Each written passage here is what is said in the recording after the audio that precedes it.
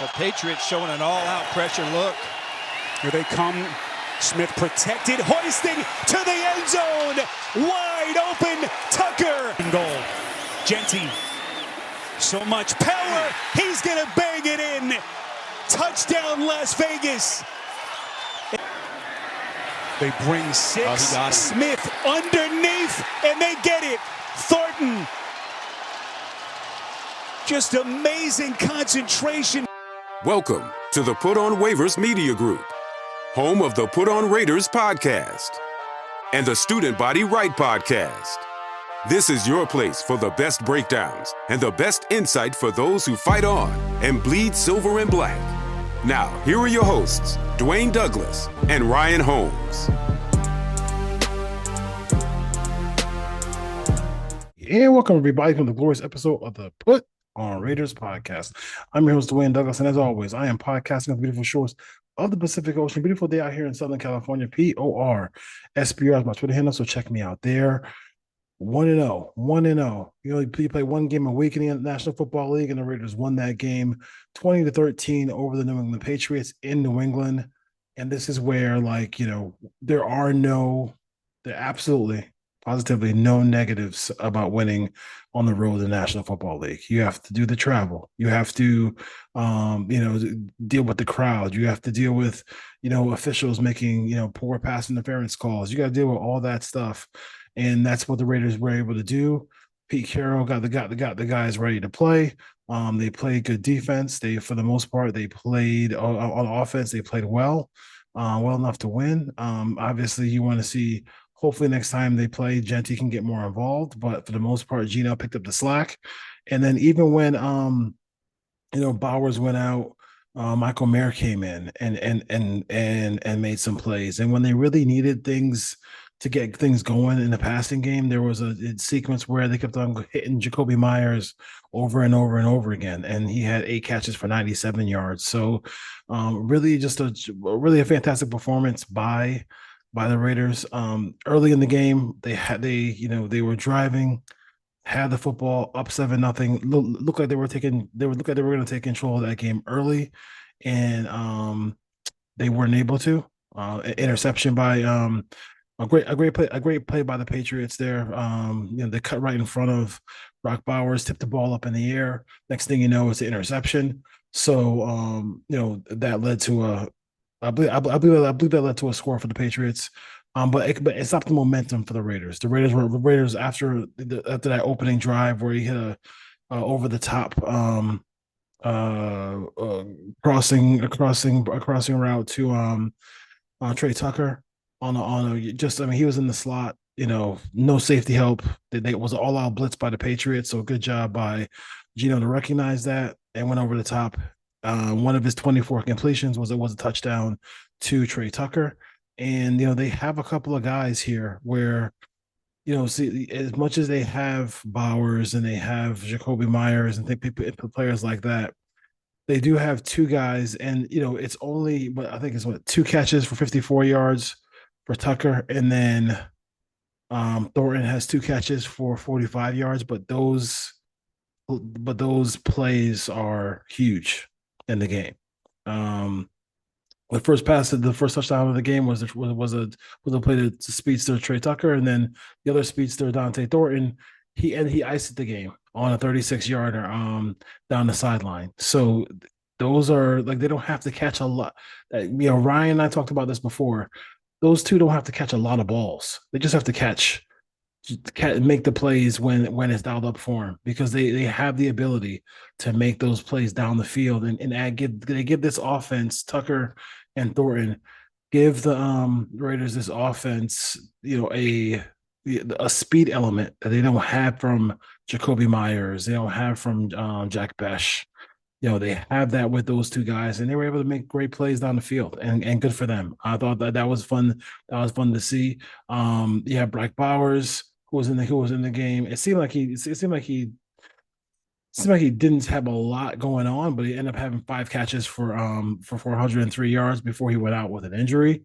So, and the injury doesn't seem to be season threatening or anything like that. I think if there was a I think if they need him to come back in the game, I think they believe they could have put him back in the game, but he was able to do his thing when he was in there. And then the play of the game, the Raiders are driving. They're up by 7. It's a 4th down, and Geno he snaps the Raiders snap the ball to Geno. He doesn't know what to do because nobody's open. He's drifting to his left, and then he throws really a high point football to Michael Mayer, and Michael Mayer makes the catch on 4th and 2. And I think after that took all the wind out of the sails for the Patriots in that moment. And the next thing you know, Daniel Carlson ices the game with a field goal that puts the Raiders up 10. So, listen, bend don't break. They didn't give up any big plays. They didn't really do any things that really, really hurt them in this game. No fumbles or anything like that. You did have the one interception in that game, but Geno and Drake May didn't have similar stat lines, but close with the one touchdown and the one interception to both. But good to see that Genti got in the end zone today. That was nice. He had 19 carries on 38 yards.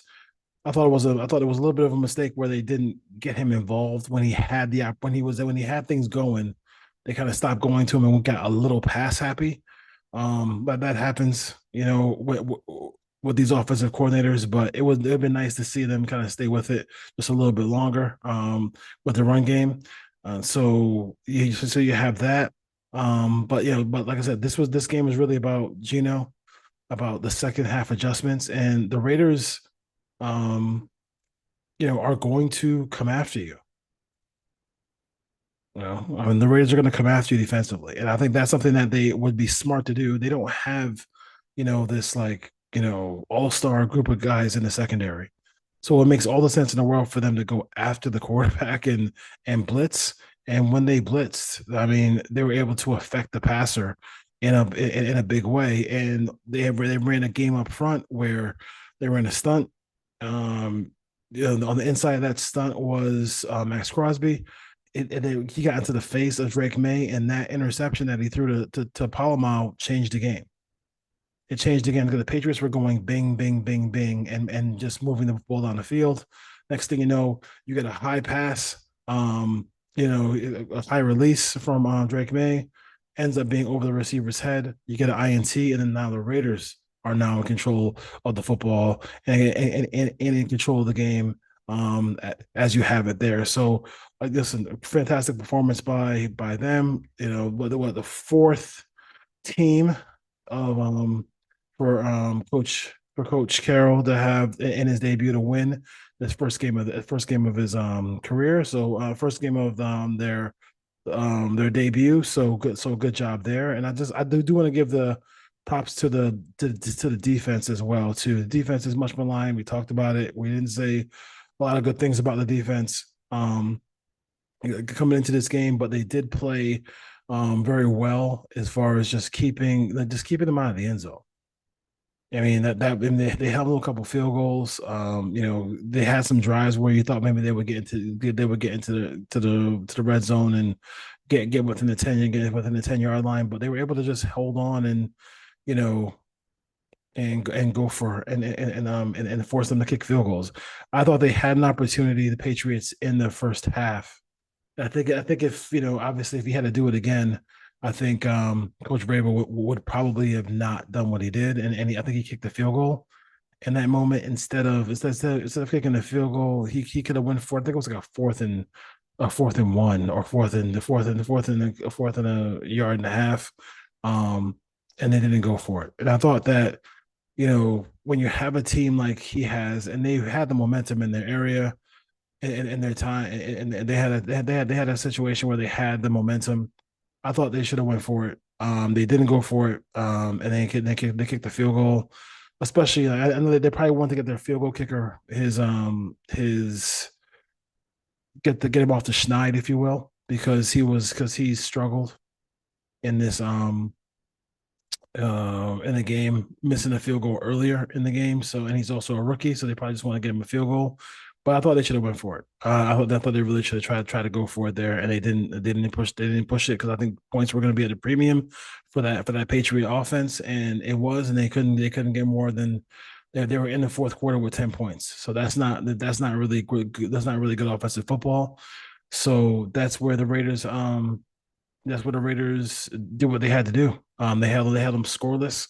I mean, how many times did we talk about John Gruden and talked about Josh McDaniels not being able to score in the third quarter? And the Raiders come away with 10 points in the third quarter.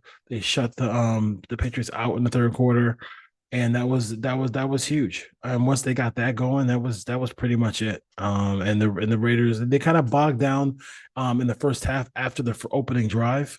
But that's what happens when you give a touchdown opening drive. I mean, when you do those things, then it becomes tough for your football team to kind of overcome that. Looking if you're the Patriots, looking at the numbers here, nine total penalties for 81 yards for the Raiders, 9 penalties, 70 yards for the Patriots, 389 yards of total offense there for the Raiders, 336 yards for the Patriots. Time of possession was a dead heat, 29 minutes, 55 seconds for the Raiders, and then 3 minutes and 5 seconds for the Patriots. Going down the stat line here real quick. Genti, 19 carries on 19 carries, 38 yards. The long was 9 yards and a touchdown. Geno had two rushes for 10 yards, long of 11. Let's see, Zaire White had three attempts for 8 yards and 5 yards. 5 yards was as long. And interesting that they didn't have Raheem Mostert start was not active today, so that's where he got Zaire White. And then you also had let's see, Bowers had 5 catches for 103. Myers, 8 catches for 97. Tucker, we talked about Thornton, only 4 catches between them, but they were huge. They're huge gainers. 54 yards on 2 catches, 45 yards for Thornton on 2 catches, and Michael Mayer iced the game with that big catch on fourth down. Four receptions, 38 yards. Besh had 1 catch for 23 yards, and then Genti had 2 catches for 2 yards along of 4 yards. So Raiders win, start off 1-0. You look at the AFC West, you have the Denver Broncos with a win, you have the Raiders with a win, you have the Los Angeles Chargers with a win, and you have the Chiefs in last place. So I think everybody and their grandmother is going to be an Eagles fan next week, because if you have the Eagles, and you have the Chiefs, that's going to be that would be monumental. It's early. It'd be early in the season, but it'd be really good to see the Chiefs in last place, and be 0-2 on the season. Like that would be something that would be nice to see. You might have a different champion if that's the case. In the AFC West, but he had a long way to go. I'm sure Andy Reid will have his team ready to go against the world champion Philadelphia Eagles. Obviously, good job by Pete Carroll. He walked in there, strutted his stuff, and told everybody, "Hey, listen, this is winning 10 games is what I do." So he got, and I guess for his sake, he has 9 more to go. I've seen this before. I've seen it when you see the SC shirt on. I've seen him take over programs before and really kind of turn everything around. I think also too is if Geno continues to play this way, and when you look across at Seattle and you look at what Sam Bradford, the way he played today, and they paid him more money than they paid Geno. I think Seattle was in a rush to get rid of what they thought was, hey, Coach Carroll, let's get rid of him. He can't hang with the young guys like Shanahan. Can't hang with the young guys like McVay and stuff like that. But at the end of the day, man, like, you know, 13 points at home against the Niners wasn't really good football. And if you watch that game after the Raider game, like, I know we don't care about Seattle like that, but I mean, talk about a team that really, if they don't start winning some games and then the Raiders continue to their trajectory, whatever that word is, then you're sitting there saying like somebody has to answer questions to why we let Geno go for Sam Bradford. I mean, sorry, for Sam Darnold. Like you have to figure. Yeah, I mean I know when everybody's searching for a quarterback, and you literally had one in your backyard, and you let him go. So we'll see.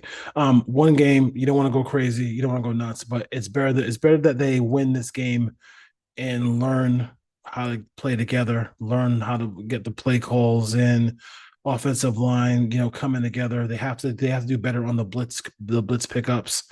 But for 48 hours, you celebrate this win. You wear your Raiders gear to work the next day, and you show that Raider pride going into the week, and then you have a long week to go before you play Monday Night Football against the Chargers at home at Allegiant.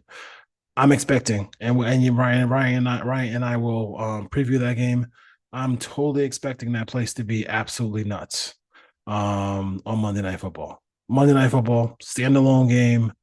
You got the Chargers coming in hot after their victory over Kansas City, and then you got the Raiders home and the home opener. People are going to be juiced. That place is going to be rocking. So it should be fun times out there in Allegiant. So Raiders win 20-13. Good job by the Raiders to get that victory. Shout out to Coach Carroll. My game balls. So I think we're going to start giving away game balls every day, after every game. So I still got 3 game balls to give away. I want to give away one to Trey Tucker. Trey Tucker is improving before our eyes, and he also is improving his footwork.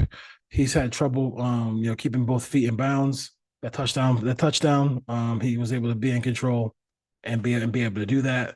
Also, I'm gonna give one to Dante Thornton on the way he ended the game. He iced the game on that deep pass down the sideline. So that was beautiful to see. And I also want to give it to Jacoby Myers. So 3 game balls to the receivers, and one to Jacoby Myers, 8 catches, 97 yards. Again, they couldn't have done it without him. And he gets no fanfare. He gets nothing really, except for a pat on the back. Hopefully somebody in the offseason will appreciate him a little bit more than some of these other guys, and then the Raiders and some other teams. Because I mean, he does deserve to be compensated a little bit better than what he has right now, because he's just really just a tremendously gifted professional receiver. I mean, he's always in the right spot, always ready to go. Blocks, does all the little things you like to see. So shout out to Jacoby Myers. So those were our 3 Raider game balls of the day. All right. See you next time.